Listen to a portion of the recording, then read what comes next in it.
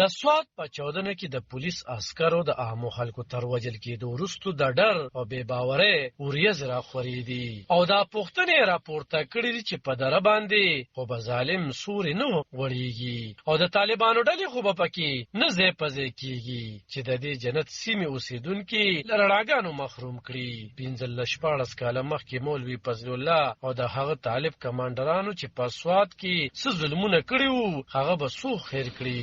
د منګورې ښار په منځ کې ګرین چوک ته به ځایي خلکو خوني چوک وي، ځکه طالبانو چې به خپل مخالفین ووژل په همدغه چوک به یې راځړول. په زړورې ملالې یوسفزۍ قاتلانه برید، چاودنې، د سکولونو او کالجونو بندول او د جنکو په سکولونو چاودنې، د طالبانو ریډیو فتوا دا هر څه په سوات کې تیر شول. د نجونو په تعلیم، موسیقي او هر ډول هنري پروګرامونه بندو. هنري پروګرامونو باندې بندیز او د طالبانو په دې دور کې به اکثر سوات ته تلم.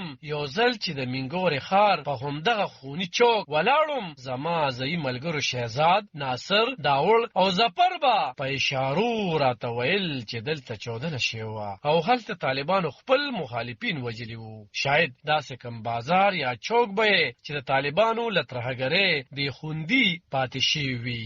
یو خواته د سوات د ښایست رنګونه او بل خواته دغه د ظلم او ستم داستانونه. زه هغه یادونه په مخه کړم. په ماشومتوب کې زما د پلارنۍ ښار لړکانې په موهنجوړدړو هوایي میدان باندې د ایران بادشاه او ملکي فرادیبه ته د ګلدستې ورکول لپاره زه وټاکل شم. د ایران بادشاه شین سوټ اغوستی و او سره ټایي تړلې وه. د ملکي له هیرو او الماسو ډک تاج، رنگ رنگ گینه او په غاړه کې ځلیدونکي هار رنوې سره قالین ورته غوړېدلی وو. زه چې بیرته کور ته راغلم، زما مور او د کوڅې ښځو په تلوسه رانه وپوښتل ملکه څنګه ښکارېده. ما ورته وویل داسې لکه د بوډۍ ټال په رنګونو کې چې پری وي. خو بل ارواز چې ما ته هغه عکس راکړل شو چې پکې ما د ایران باچا او ملکې ته د ګلونو ګلدسته وړاندې کړې وه، نو هغه عکس تور او سپینو. زه سخت حیران شوم